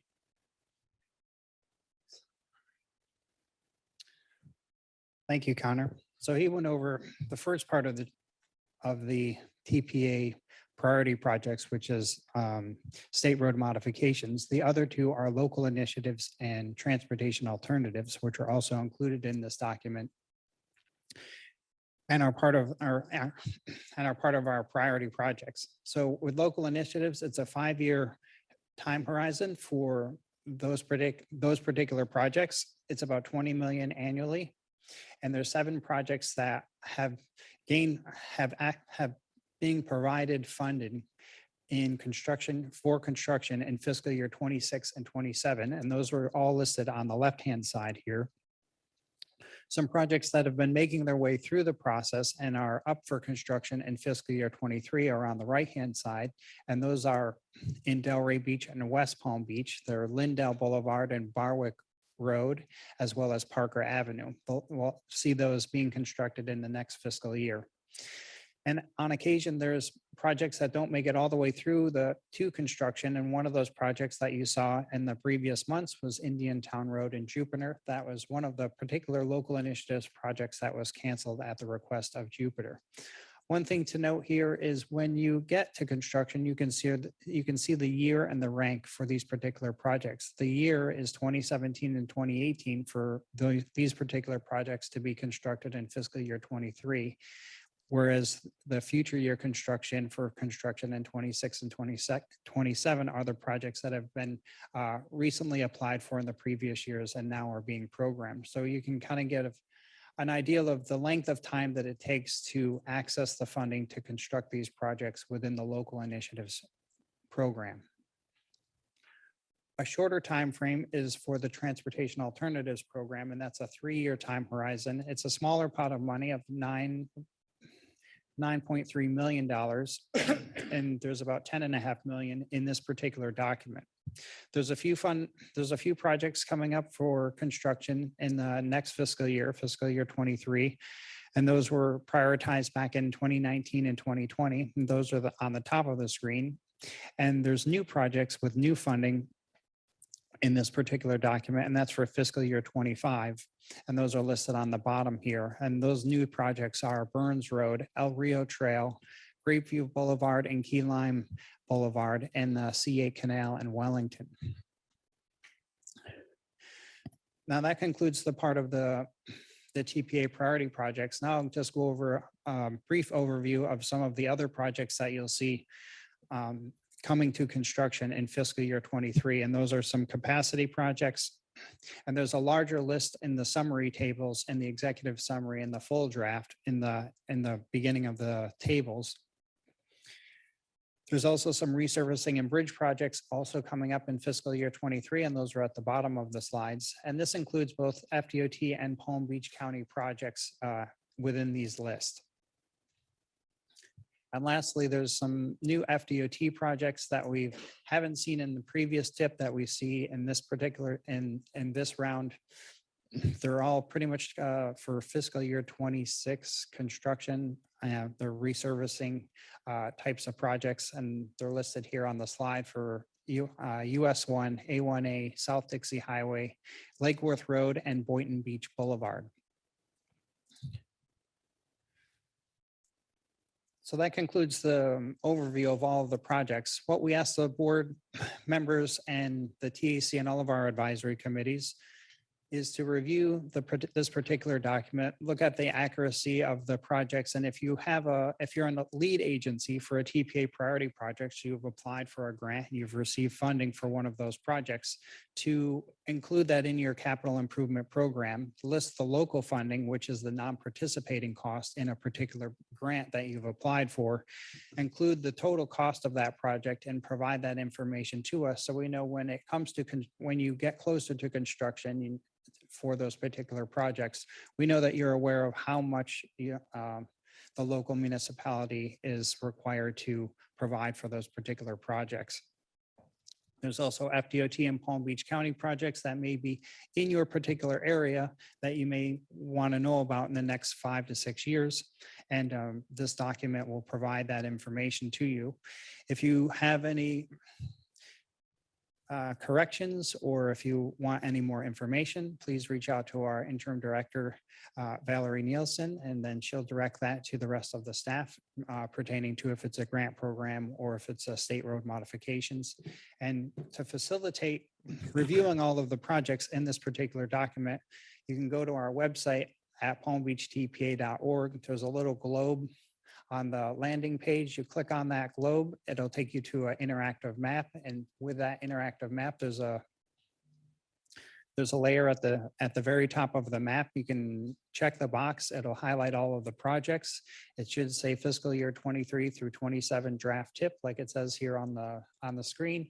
When you find a particular project in your area, you can click on the lines, and that'll have a pop-up that will give you all of the additional information for that particular project to facilitate review of all of the projects instead of actually going. You could go through the entire document, but this is a more interactive graphic way to review the projects in the similar fashion. So that's all I have for you. I can answer any questions at this time. And for someone who needs bedtime reading, you can go to palmbeachtpa.org/tip, and you can read the whole document and enjoy. I'm sure Mr. Abrams is reading it right now as he's watching this show. Mayor Reed. I actually don't really necessarily have a question. It's just a couple of what I think are really valid comments. Looking at the tip, the changes that are happening on Prosperity Farms Road, I want to laud everybody for, it was originally set for resurfacing, and now it looks like we're going to have bicycle lanes on Prosperity Farms Road instead of just repaving. So I am really, really thankful that our city was listened to as we're trying to get more mobility and allow people access to our areas when they're not in a car. However, if you look at the project, there really is enough right of way for the bike lane to be buffered, to have some sort of a separation, not just a bike lane. So I'm thinking if we're going to do it, let's do it right. We've gotten this far, and just if we take a look at that map, we're talking about just a little bit more space to make our cyclists that much safer. So I'm not pulling it from the tip. I want it on the tip. It's great. Maybe we could just refine it a little bit more to keep our residents safer. The other thing I want to say is that I think it behooves all of us in the municipalities to share our capital improvement projects with the TPA. So if you guys aren't doing that, please do, because I share this interactive map, which is excellent, with my residents all the time, so they understand what is happening in their backyards, so that if you're going to buy a house, you want to know if I-95 is going to be extending into it, right? So you can look at the tip on the map, you can look at the long range transportation plan, all of it is there. So again, so if all of my friends that are here, please make sure that you've shared your capital improvement projects. And then also kudos to the staff on the interactive map. I spend way too much time on there. It is a great resource. Thank you. Thank you, Vice Chair. Valerie. Thank you, Jason, Connor, for the presentation. And this is the draft tip, but our 5-year work program, and we're bringing the final one in the next meeting. But thank you, Mayor Reed, for your comments and for using our interactive map. I highly encourage all of you to use that. It is an opportunity to look at what is coming up in the future in a visual way. You turn on, there's various layers. It's just our website/map, and you can click on the lines and see what that project is. And take advantage of, if it's an upcoming project, such as a resurfacing project, we're also trying to keep an eye out for opportunities to do something better than just resurface the road. So it's a great tool. It's a great resource. We also have a brochure on the counter when you walk in or when you walk out for all of our resources and different interactive tools. So I just wanted to mention that and reiterate that we want this to be a one-stop shop. Even though currently it has the majority of the projects, because it has all of the FDOT projects, The county shares with us their projects, and it has the projects we're aware of that we fund through our grants to the local municipalities. We want our local municipalities to tell us what other projects do you have in your capital improvement program, so we can add it on here and we can see a cohesive list of everything that's in the pipeline over the next 5 years. So thank you so much. Thank you very much. And thank you very much for the presentation. I don't see any more comments. Do you have any comments on your end? No. Okay, good. All right, now it's time for Mo to come on up and tell us all of everything you ever wanted to know about signalization in our county. Good morning, and thank you for having us and give us the opportunity to tell you about the great things that we do for your constituents here in Palm Beach County. With me today to present are Rasim Awad. He is the manager of the traffic signal and ITS systems for Palm Beach County. And Nicholas Ada, I think I said it right. He is a consultant for FDOT, who is stationed at our TMC, the Traffic Management Center at the Vista Center. FDOT are our partners in operating and maintaining the traffic signal in Palm Beach County for everybody. And they supplement our efforts by providing a team of consultants who are housed in our TMC. Am I doing it wrong? Okay.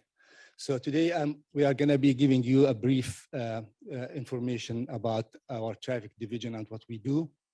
After that, we'll have Rasim and Nick talk to you about the traffic signal system and the challenges that we have. And also then we'll talk about a great success story about the collaboration between Palm Beach County and the state, the Florida Department of Transportation, in an initiative called, we called Active Arterial Management Program that tries to take care of all the commuters during the work days during the weeks. And then we concluded with an ongoing efforts and future outlook for upgrades for our system.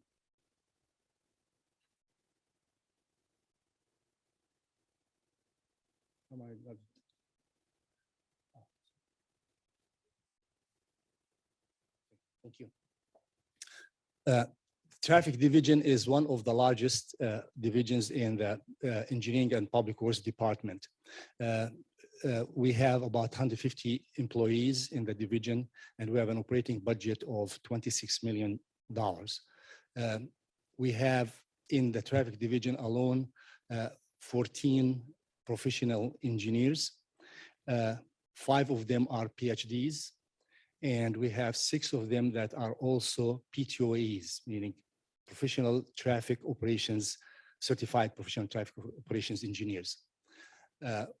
We do design, build, and maintain and operate all traffic control devices on the county roadway system. And we also maintain and operate traffic signals for other jurisdictions, including the statewide highway system.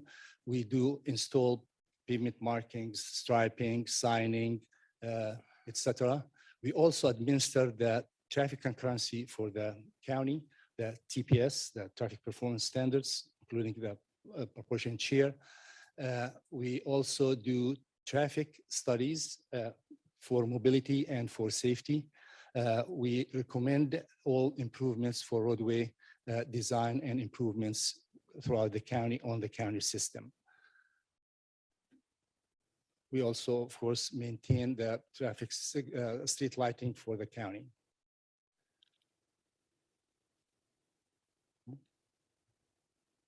Okay. We operate and maintain almost 1,200 traffic signals and school flashers. About 40% of those are on the state highway system, and we operate them on behalf of the Florida Department of Transportation. We have a maintenance and compensation agreement with the state on this, and we get paid roughly $3 million a year for doing that. And we are actually subsidizing the state highway system in the tunes of about $3 million. And we are now in talks with the state to try to bridge that gap. We also operate and maintain almost all the traffic signals on municipal roads, for the exception of the city of Boca Raton and the town of Palm Beach. We do that almost free for them. We even pick up the tab on the utility bills for the municipalities. We're special in Boca. That's right. That's due to the generosity of our board members. With this, I will turn it over to Rasim and Nicholas. And at the end, we will, if you care, we would have time for answers to any questions you may have. All right, good morning, everyone. Rasim Awad, Signal Systems Manager, Palm Beach County Traffic Division. What you see in front of you is just a quick snapshot of the major elements of our signal system and the major, primary components that we use to operate it and run it. As Mo touched on, we have about 1,100 signalized intersections that we manage in Palm Beach County. 850 approximately of these are connected over a large fiber optic cable network back to our traffic management center. Fiber up top, you see we have about 470 plus miles of fiber. That was a great investment early on by the county that enabled quite a bit of the initiatives that we took and paves the way for the future. CCTV cameras, these are the pan tilt zoom cameras that enable us to see the signals and the roadway. I identify incidents and react to them in real time, as well as a few other devices that measure speed and travel time for us as we manage the system. A few key milestones basically started with the construction of the traffic management center. It's a regional traffic management center. It's a shared facility between the state and the county. That was back in 2007. First few years were quite a bit of integration on the outside and the inside, on the back end of things, to get it up and running. And then the biggest step forward was back in the 2012-2013 timeframe, when there was a collaboration between the state and the county to essentially man the TMC and have folks monitor certain corridors, major corridors in the county, identify incidents, interact with the signal system in real time, and manage these incidents. And that has been a very successful program for us, to where a few years later, it continued to evolve, and we expanded it back in 2019 to include many more signals and roadway miles. 2015 was a time when we invested in adaptive systems, and we'll touch on that a little bit later. And with that, I'm going to turn it over to Nick. He's one of our signal timing engineers representing FDOT at our traffic management center, who's going to highlight the Arterial management program for us. Thank you, Rasim. So my name is Nicholas Junqueira. I am one of the AMP engineers at the TMC, and I work as a in-house consultant on behalf. Could you get a little closer to the microphone? My name is Nicholas Junqueira. I'm one of the AMP engineers at the TMC, and I work as an in-house consultant on behalf of the DOT. So I'll just be going over very quickly the active arterial management program and how it's an integral part of the county's incident management and real-time traffic system monitoring. So the program essentially leverages technology and infrastructure to maximize the efficiency of the transportation system. So this technology allows us to have a proactive system by maximizing safety and vehicular throughput while minimizing delays for the motoring public. It's performance-based. We rank and score performance using metrics such as travel time and travel time reliability. And the result of all this is an integrated program that exists to essentially optimize the performance of the existing multimodal infrastructure. As Rasim mentioned on the previous slide, the active arterial management program started with just one person, and due to its success has expanded in 2019 from 90 traffic signals to 240 traffic signals and 35 roadway miles to 90 roadway miles respectively. So on this slide, I'm just showcasing a typical AMP engineer's workstation, such as the one I use. You can see we have several tools that assist us with monitoring the signal and arterial network.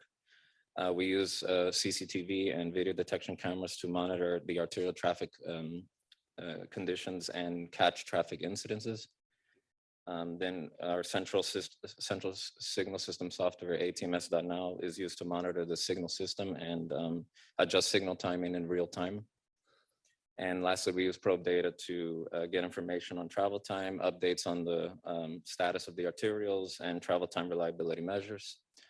And thank you for your time. I'll now pass it back over to Rasim, who will go over our ongoing efforts and future outlook.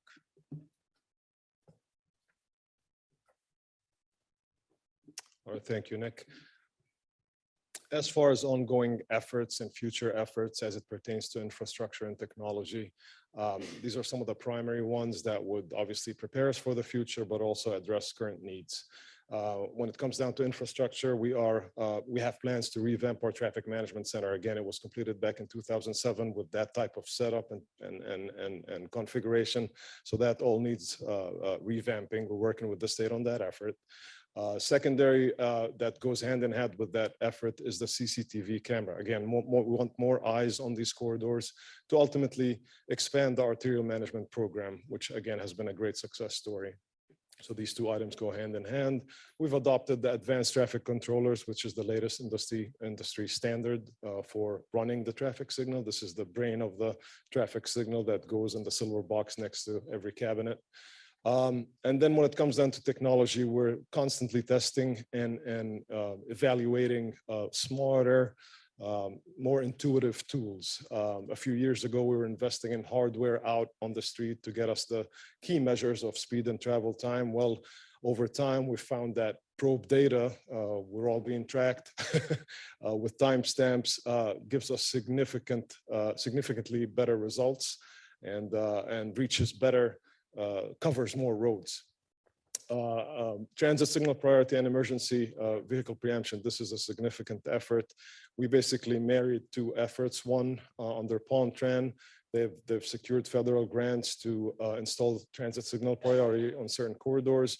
We've long had an emergency vehicle preemption that ran for about 10 years or so. However, it needed some improvements that we could not get accomplished through our vendor. So our fire rescue department wanted to invest in a new system. So typically these systems address both of these needs together, and the newer systems have significant technological advantages to the one we had. Connected vehicle applications, back in 2018, we started this initiative. However, it stalled and keeps getting reset due to the data ownership issues that we have with it. However, hopefully there's a workaround that would allow us to experiment with it. We also have a pilot initiated by the state and in collaboration with the county for near miss detection at certain intersections using video analytics. These are smaller scale pilots that would obviously enable us to experiment and test and validate as we prepare for the future so that we can invest in the right technology, which brings up the point of some of the challenges moving forward. We do want to invest in the right technology. One example is Palm Beach County's experience with adaptive traffic control systems. We installed these at about 50 traffic signals and 4 major corridors back in 2015. And over a few years, we found that they are unsustainable. They needed significant maintenance. There were reoccurring hardware failures that resulted in consistent operation. So we decided collectively with the state to decommission these systems. Connected vehicle applications that we touched on earlier. A few years back, a number of agencies started deploying hardware to enable connected vehicle and later autonomous applications down the road. However, this hardware depended on a medium called DSRC, dedicated short range communication. So here comes 2021, the FCC ruled that medium out for transportation purposes. So some of these investments become obsolete rather quickly. Vehicle detection, we've invested quite a bit in alternate methods compared to our just standard inductive loops in the pavement. While they have their advantages, they have not been reliable. And then moving on to a second big challenge is the proprietary nature of the signal system industry. Generally, we would love in an ideal world, get the best hardware, marry it with the best central software, and operate our system the best way we can. However, it's really vendor specific. It's not open architecture as we speak. There is a movement to make it open architecture, but it's still a work in progress. Our vendor is one of the primary ones used nationwide at about 20% of the nationwide traffic signals at about 47 Florida agencies. We constantly work with them to improve our system. And then comes the cost, of course, operations and maintenance. Mo touched on, for example, through the state, which most of our primary corridors or major arterials are state-owned. The current compensation does not account for these intelligent transportation system devices, nor does it account for the constant upgrade and renewal. These things have a very short life cycle. And just some quick information from a relative or scale standpoint of signal performance. This chart on the right was taken from a recent US signal scorecard published by INRIX. INRIX is a firm that specializes in traffic data analytics and congestion management parameters.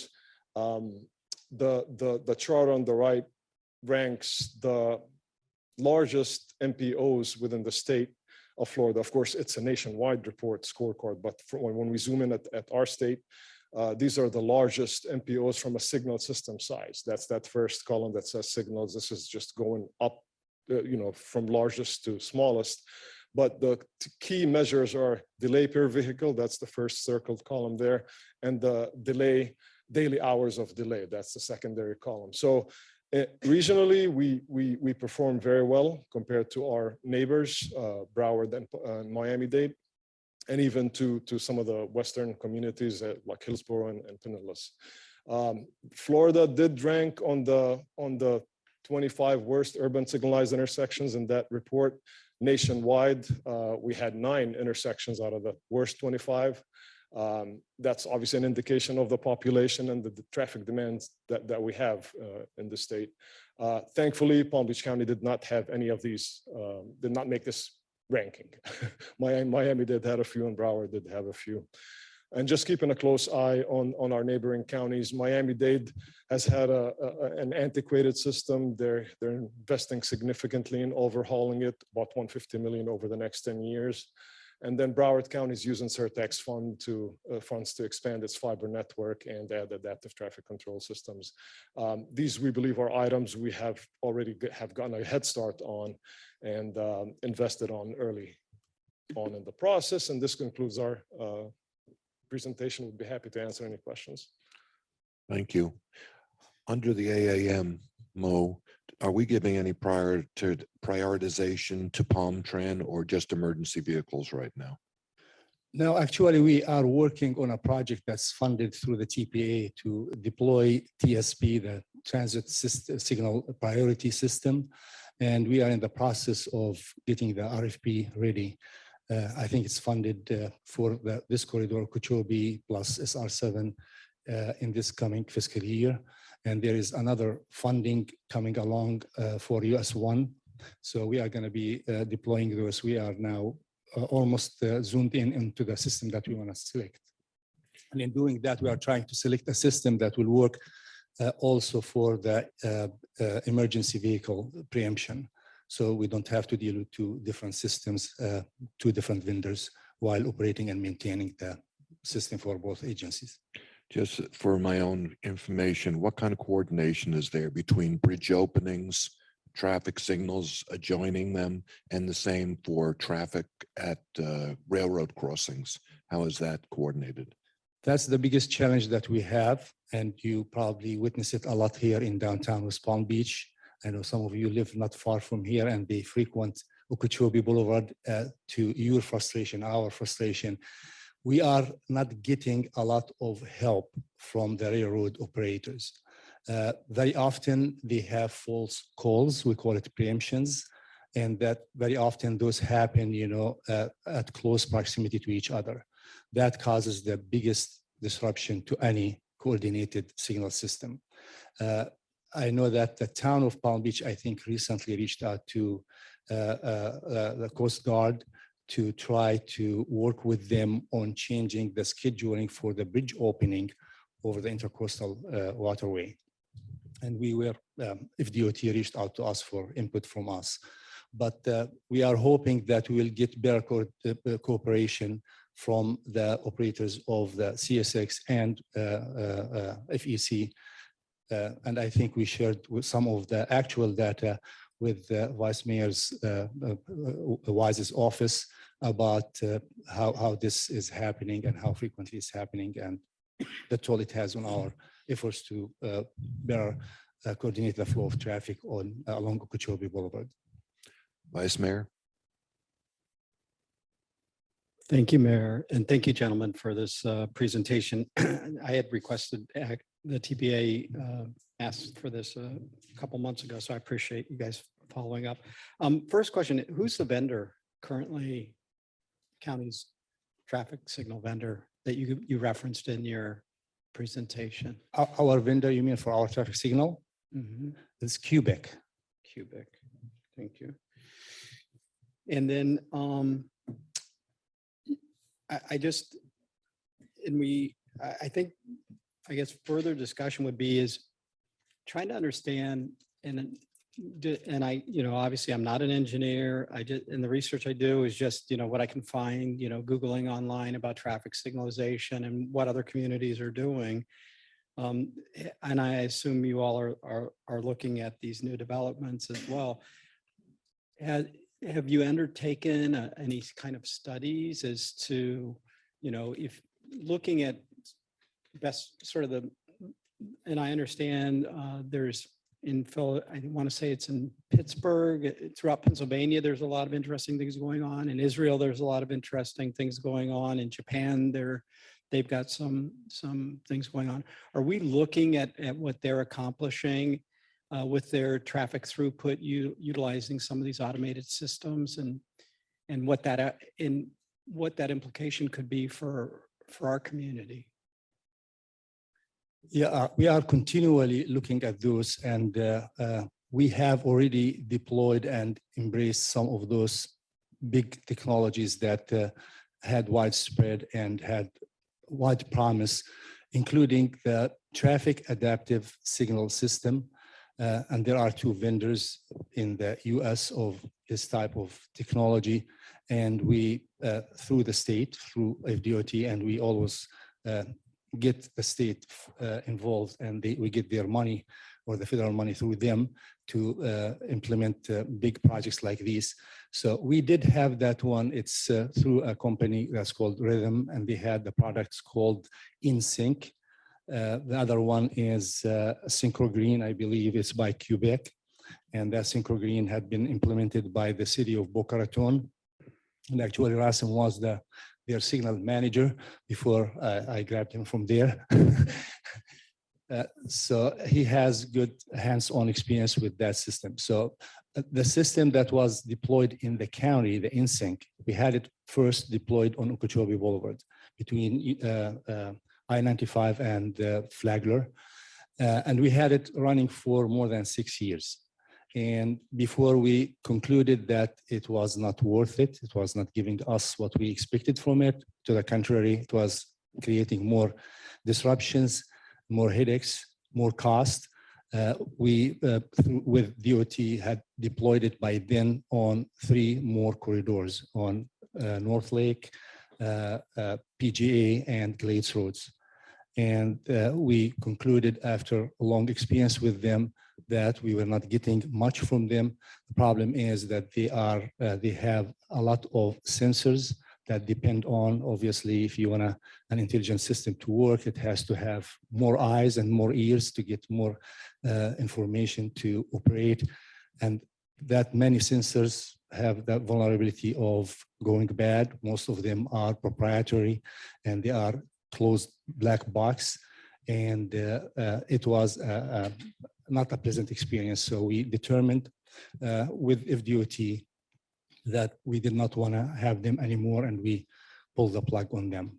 I think it's fair to say, signal technology that we see today in most places is this basically, although it's become digital, it used to be analog with a clock turning. it basically the same system where it runs and it just set at certain times. And it just goes through its cycles with really no intelligence at all as to, other than the closed loop system where, where they signal a demand for a left turn or something like that. But the interesting thing, and I want to really thank Rasim for his help, noticed I was watching at the intersection of Okeechobee and Parker there, as the trains would send the arms down, the cycle had no clue that it had just offered a left turn and now was offering a left turn again and starting the whole thing all over again. So cars were never moving because the arms would keep coming down and nobody would move, except that left turn light would keep going on. And then by the time the arms came back up and Rasim was able to figure out what was going on and provide some change to, understanding if the cycle happened twice to reprogram the switch. But we're still talking about technology that's, it's pretty primitive. Honestly, it really is. I mean, it's not a lot of automation in the sense of what we see gains being made and other things in our lives. The signal technology is virtually the same as it was 100 years ago. So I think there's just a lot of improvement. It's unfortunate that the funding doesn't provide for throughput as a way of justifying the expense, that we can use those funds by increasing the throughput in an intersection as opposed to adding, simply adding more lanes. But that's something I guess that from a policy perspective that we should also be considering. But I appreciate the update. I think I honestly believe there's a lot of improvement we could have through better signalization. I've seen it in other communities. As we all, potentially travel around the country, you can go to communities and see, when there's little demand and at that time of day, you go pull up to a light, and if there's nobody else coming, the light changes, and which is rather than cars sitting there and idling and wasting fuel and polluting the environment. And the same thing holds true for pedestrians and bicyclists too. The idea of having to push a button to request the light change. I mean, there's technology to detect that there is a human being or a bicycle at that intersection and asking without having to ask for that cycle to be offered to them. Chairman, if you don't mind. Yeah. There are a lot of things that I wanted to comment on, but one of them is that passive detection for pedestrians and vehicles, etc. We are working with vendors and we are looking at those technologies. Those technologies are not good enough. They are not reliable enough to deploy them and depend on them. Actually, the TPA staff worked on a project to do just that, and they are working with us on it. They are not there yet, but we are still engaging those vendors, and we met not long ago with the Bush camera vendors, and they are going to be giving us a camera system that we will deploy here on Okeechobee Boulevard at Rosemary to just test their product. So, yeah. You mean that use that phone signal? Again, there are challenges with that. That technology is not there yet. And the phone signal, you can get the phone signal, but you cannot predict which direction the pedestrian is going, and whether the pedestrian is going to be distracted and working on his phone, standing at the curbside for 3 minutes, 5 minutes, or not. So the other thing that I want to say is there is no such signal technology or systems that can allow you to go on autopilot. And they are so smart that you can just turn them on and they do it all and they react. If there was such a system, it would not be a secret. Everybody would be having it. We are faring much better than our neighbors to the south. We have invested and built fiber optic communication system that is almost 500 miles in length. Broward County is now catching up to us. We completed that almost more than 10 years ago. Miami, again, in the presentation, we showed it, are spending $150 million to replace their antiquated traffic signal control system. We are on top of it, and we are engaging the vendors. We are looking at technologies, trying to improve. One thing that I want to caution, when you compare any system or signal system that you come across, you need to remember that there are unique, specific circumstances that impact the operation of any corridor that are unique to them. One of those unique ones is Okeechobee Boulevard. Within less than a mile, you have two railroad crossings that are busy and active, and you have the drawbridge on the other side. Those present huge challenges, and we spoke about this before. So the active arterial management system that we have now is one of the best. Generally, traffic is predictable, and most of the traffic signals are programmed and timed based on the historic data. What makes the disruptions happen are incidents, okay, and I can call those incidents, even the railroad preemption are incidents, crashes, whatever.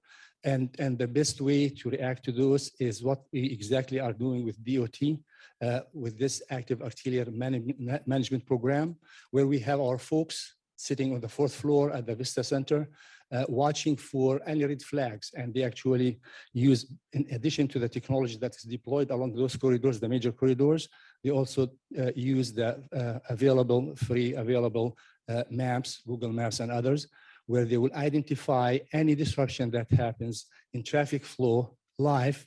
They immediately engage and use the CCTV cameras to zoom in and verify what's happening there.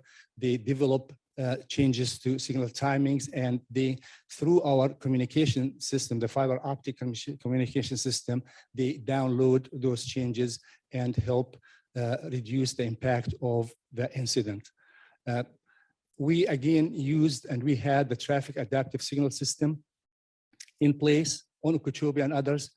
It did not help. We found that the active arterial management is the most effective when you have folks watching live and can communicate directly with the equipment on the road, and they can affect changes that would take care of it, utilizing the CCTV cameras as their eyes to verify and see what's happening. I don't know if Faraz wants to add anything, or Nick. Vice Mayor, I'm going to suggest we take this offline, because I think it's getting into the weeds at this point. Okay, very good. Well, I'm sure the Vice Mayor will reach out to you, Mo. Okay. Commissioner Diaz. Thank you. I do echo Vice Mayor Weiss's concerns about improving certain technologies, especially detecting on bikes and pedestrians. But one thing I wanted to quickly ask, and maybe I can reach out to you after, but is there a efficient or a mechanism that users or municipalities we can report suggestions of improvements? Really big example that I can think of right now is literally right in front of our city hall, 4-lane US 1, 2 turn lanes, median. The pedestrian crossing doesn't give enough time for healthy adults to cross. Nonetheless, anybody who's disabled or older, but also at the same time, the turning lane from Lake Ave to turn left is green at the same time as the pedestrians are crossing. So is there like what is the best way that we could bring those problems to light so they can be resolved? That's great. We actually rely and truly appreciate feedback from residents or whoever. And as I said, the Vice Mayor Wise had been a great help for us. He always calls us or sends emails when he observes anything that he thinks is not right. In the last slide in our presentation, we listed several means of communicating with us. They are posted on our website as well. We have email addresses and phone numbers to report depending on the nature of the issue that you want to report. And we devised that so that you do not have to deal with a middleman. Based on the nature of the concern that you have, you would go directly to the team that is handling that particular concern. and we always welcome that. And we also work with municipalities. We were, I think, at the workshop for the Village of Wellington not long ago, Rasim and myself presenting and engaging with them on a project within Wellington, modifying a couple of their signals there. Thank you. I just wanted to make sure we're not like flooding your inbox. I'm sure you have plenty to do. So just wanted to make sure that was efficient. Mo lives for these. Thank you. All right, I think we have exhausted this topic. And I'm going to see, do we have any other public comments, Margie? No, Mr. Chair. Okay, very good. We're going to move on then to our partner agencies. And I know that Mr. Abrams is still on the line and is eager to put his input in. So, Stephen, you are on. All right. How can you hear me, Mr. Chairman? We can hear you. You have it? All right. Just a quick comment, by the way, on the signalization, because I heard that the railroads were mentioned a couple times. And yes, we do have what we call preventative closures in case a train overshoots a station where there's a major intersection, which I know is a great point of consternation for motorists. I know, Mr. Chairman, you have brought it to our attention with regard to the Boca Raton station overshooting Yamato. And it's certainly a pet peeve of our chairman. I don't know if Commissioner Marino is still on the line. So we've been actually looking at technology to deploy and in fact have a demonstration project using wireless technology at the Banyan Crossing in West Palm Beach. So hopefully more, if that pans out, we'll have a solution to that. As far as generally with respect to SFRTA and Tri-Rail, just to report that our ridership is increasing. Of course, it helps to have $4 and now approaching $5 gallons of gas. And we definitely see a correlation with our ridership when that occurs, although we actually have to pay more ourselves in terms of fuel, but at least we get the benefit of additional ridership. In fact, now we are, Tri-Rail is in the top 10 of commuter railroads in the country based on average weekday ridership. When I started as executive director, I think we were 14th. So we're with the big boys now, Metro North, Long Island Railroad. I think you were an LIRR commuter once, SEPTA, which I grew up with. I don't know if Mayor Wilson's on the line, MBTA in Boston. He probably rode it when he was a little kid. But we actually had the second highest percentage ridership increase of those top 10 railroads last year. And so a lot keeping us busy. We're still working on getting into downtown Miami by the end of the year and have a project schedule that outlines how we're going to accomplish that. And as I mentioned, I get to work with Commissioner Marino, who is the chairman of our agency now. What more could you ask for? So that's my report, Mr. Chairman. Glad to answer any questions.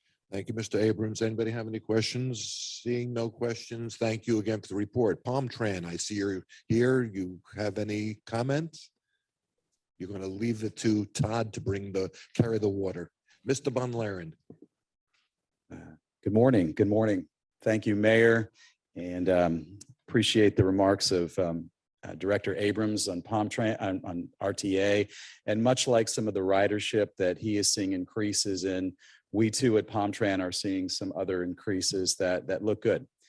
We've seen a 19% increase this month over last month in 2021 at the same time. We've seen approximately a 13.7 increase in our ridership from last month to February to March of 2022. But the reality is that we're still, overall down about 30% from pre-COVID in our ridership with Palm Tran. We expect that as we continue to see the gas prices increase, that's when other people start looking for other means of transportation, and they're turning to rail and Tri-Rail, and they're also turning to Palm Tran. We've also been recognized for a number of great awards from some of our national associations for our Hispanic Heritage Month buses that we had out on the roadway, as well as our Paradise passes. We had a couple of first place awards for that as well. But one of the things that we're continuing to work through as a transit agency is a shortage in drivers. There are operators that we're seeing all over the country, not just here in Palm Beach County, that are in high demand. And they're seeing high wages for some of the work that they're doing with a number of private corporations that we are competing with currently. And we're doing the best that we can as an agency and also working with our contractors to ensure that our fixed route transit as well as our transportation disadvantaged is funded.